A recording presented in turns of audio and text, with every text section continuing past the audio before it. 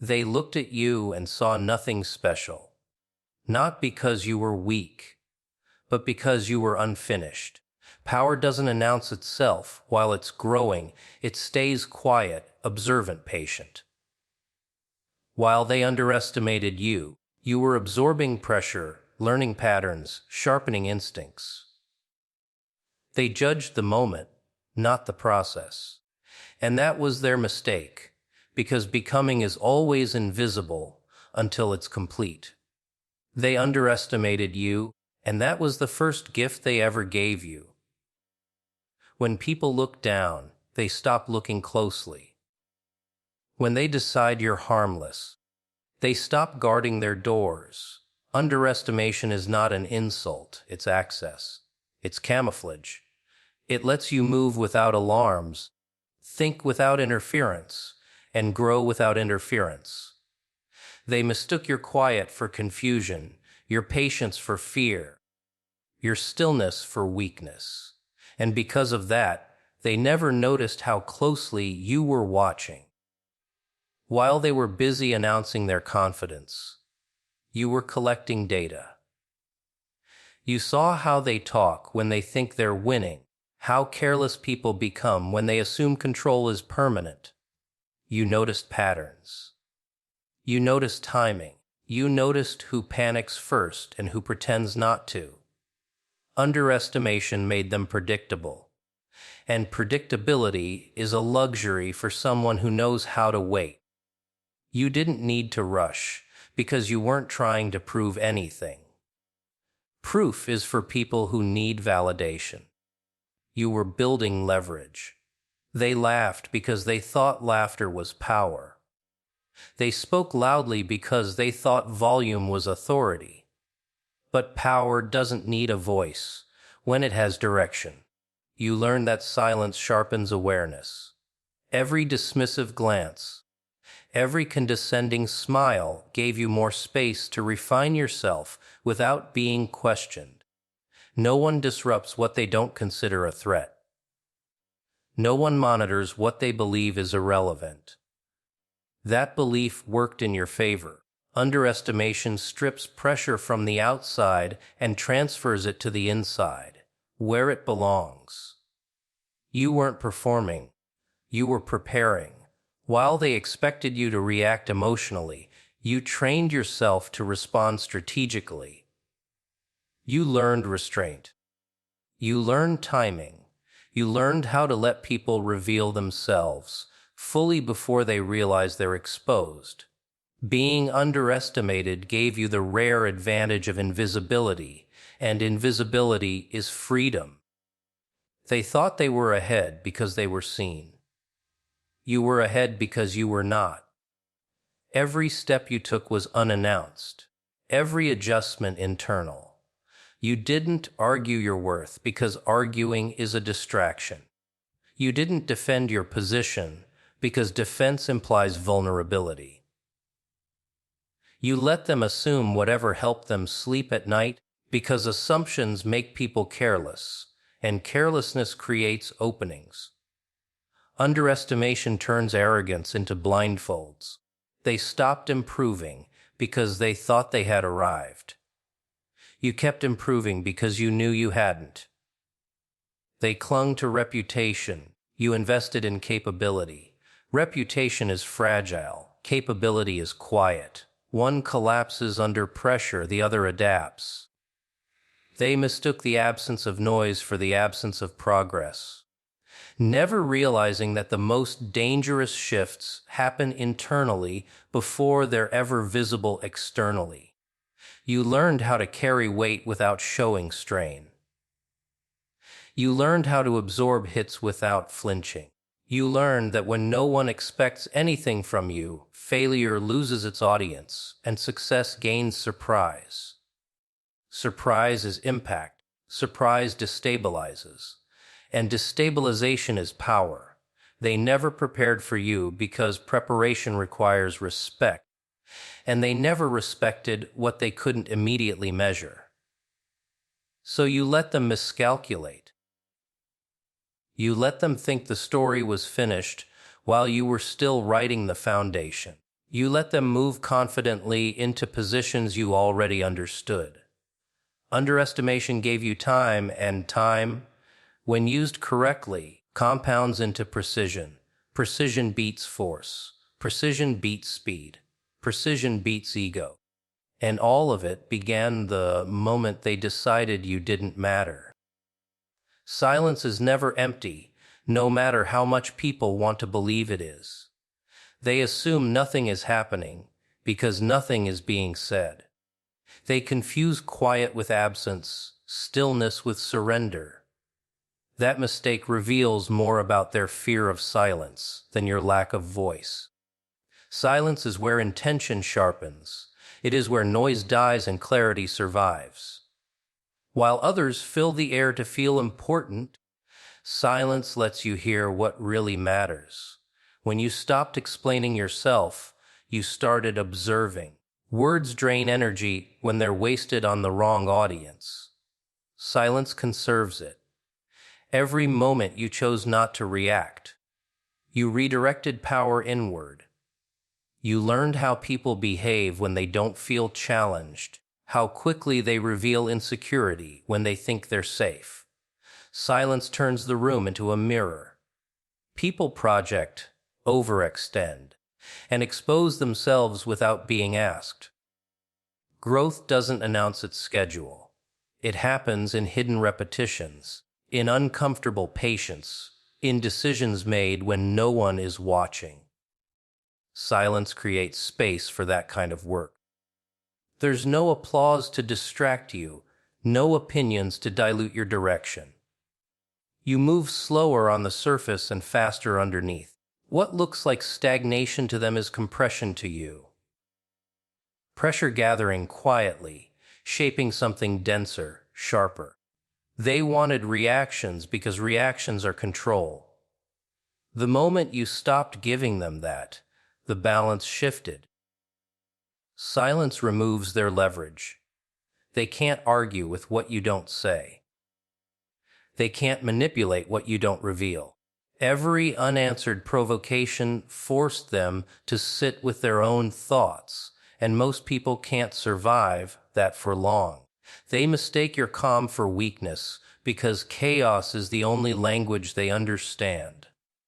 Silence teaches discipline. It trains you to delay gratification, to resist the urge to be seen before you're ready. Visibility is tempting, but timing is everything. When you grow in silence, you decide when the curtain lifts. You decide how much they see and when. That control is intoxicating, but you don't rush it. Rushing breaks the spell. Quiet preserves it. While they were busy narrating their lives, you were rewriting yours. You didn't need witnesses for progress to be real. Every small adjustment compounded. Every private failure taught precision. Silence allowed you to fail safely, learn honestly, and adapt without judgment. Public growth is fragile because it performs. Silent growth is ruthless because it doesn't care how it looks. They assumed your quiet meant uncertainty. In reality, it meant focus. You weren't distracted by external validation. You weren't negotiating your direction with anyone else's expectations. Silence insulated your mind. It protected your momentum. It made you unpredictable. And unpredictability unsettles people who rely on patterns to feel powerful. When growth happens loudly, it invites interference, advice you didn't ask for, opinions you don't need, doubt disguised as concern. Silence blocks all of it. It keeps your evolution uncontaminated. What you built in quiet can't be undone by noise because it was never dependent on approval in the first place. They will eventually notice the change, but by then it's already finished. They'll call it sudden. They'll say it came out of nowhere. They'll wonder how they missed it. But silence leaves no footprints, no announcements, no warnings, and by the time sound returns, the work is already done. Pressure doesn't ask for permission. It shows up uninvited, tightens the room, shortens your breath, and waits to see what breaks first. Most people crack because they treat pressure like an enemy instead of a test. They rush, they react, they flail.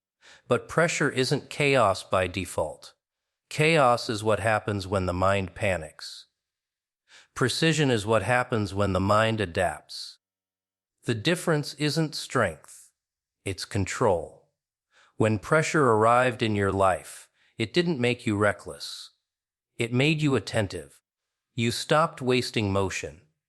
You stopped explaining yourself. Every move became intentional because mistakes suddenly cost more. Pressure strips away excess. It doesn't allow drama. It doesn't tolerate noise. It forces clarity. Under pressure, you learn very quickly what matters and what was just decoration.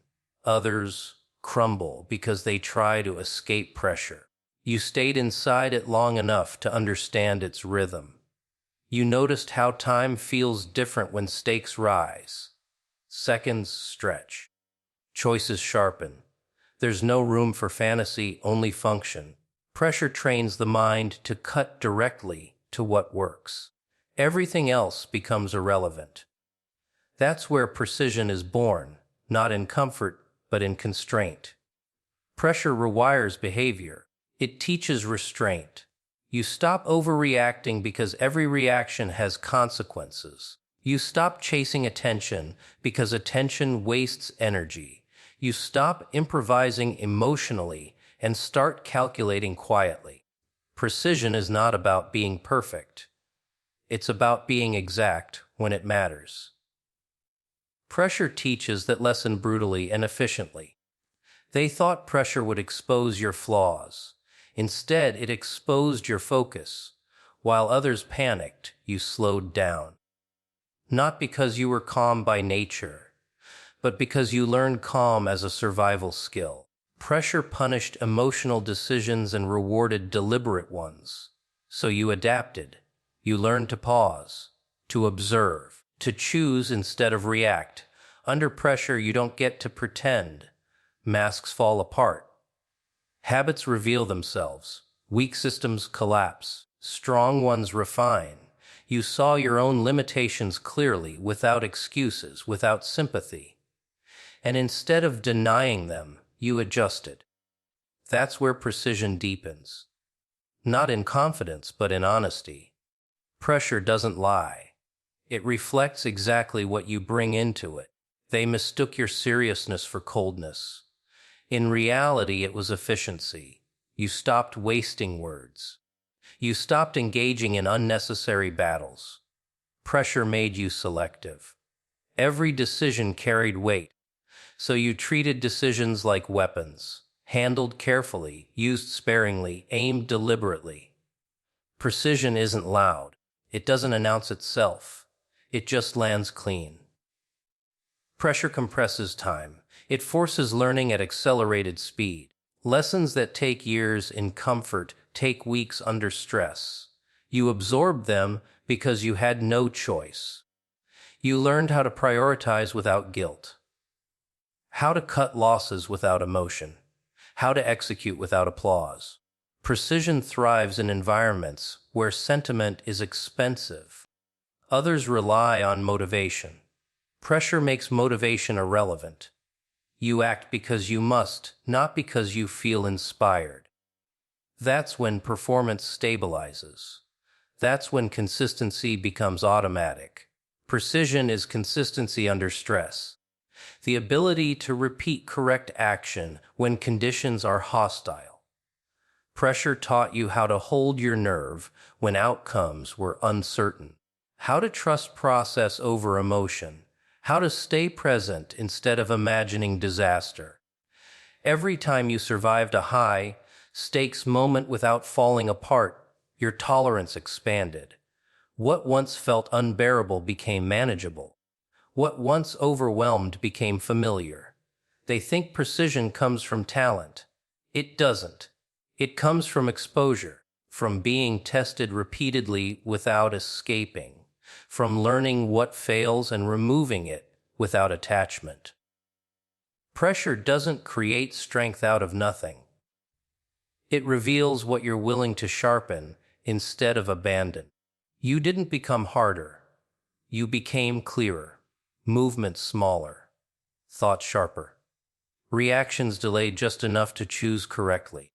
Pressure carved away impulsiveness and left intention behind. An intention, when refined long enough, starts to look like control, starts to feel like inevitability, starts to move through situations without wasting force, without seeking approval, without needing reassurance, adjusting angles, reducing errors, narrowing focus, aligning effort with outcome, operating where hesitation used to live. Becoming is the most misunderstood phase of power because it leaves no evidence. There are no trophies, no witnesses, no applause to signal that something important is happening. From the outside, it looks like nothing. From the inside, everything is rearranging. People only believe in transformation when it makes noise. A quiet evolution makes them uncomfortable because they can't measure it, label it, or control it. While you were becoming, you didn't look impressive. You looked uncertain, incomplete, ordinary, and that illusion protected you. Becoming hides its intentions by design. It keeps the sharp edges covered, the strength untested in public, the plans unannounced. Visibility would have interfered. Attention would have slowed the process. So the change stayed internal, where it belonged. They judged you by what they could see, and what they could see was outdated. They assessed a snapshot, not the motion. Becoming doesn't perform for observers. It works behind closed doors, in repetition, in private failures that never make it into anyone else's story. It rewires habits before it reshapes outcomes. By the time results appear, the work is already finished. Invisibility is a phase, not a flaw. When nothing about you stands out, expectations drop, pressure eases. Resistance disappears. No one blocks what they don't perceive as moving. No one competes with what they don't believe exists. Becoming thrives in that blind spot. It feeds on low expectations and grows without interference. They assumed you were stagnant because progress wasn't obvious. But becoming doesn't follow straight lines. It loops, hesitates, retreats, recalibrates. From the outside, that looks like inconsistency. From the inside, it's correction. Every pause had purpose. Every delay refined direction. Becoming is slow because precision takes time. You didn't rush visibility because you understood timing. Exposure too early fractures development. It invites opinions before identity stabilizes. You let yourself be unremarkable long enough to become undeniable. That patience separated you from those who confuse motion with progress. Movement is easy. Alignment is not. Becoming requires tolerance for misunderstanding. People project their impatience onto you. They interpret your quiet as confusion, your restraint as fear. Their misinterpretation is irrelevant because becoming answers only to internal standards. You weren't trying to convince anyone.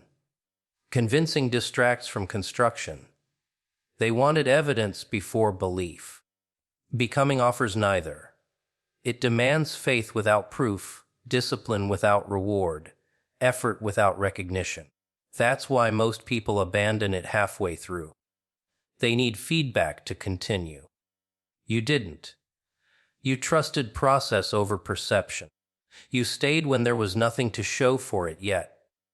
What they never saw was the accumulation. Small decisions stacking. Corrections compounding. Weak habits being dismantled one by one.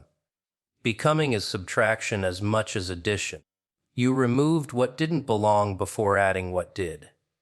From the outside, loss looks like regression. Internally, it was alignment. They'll later call it sudden, overnight, unexpected.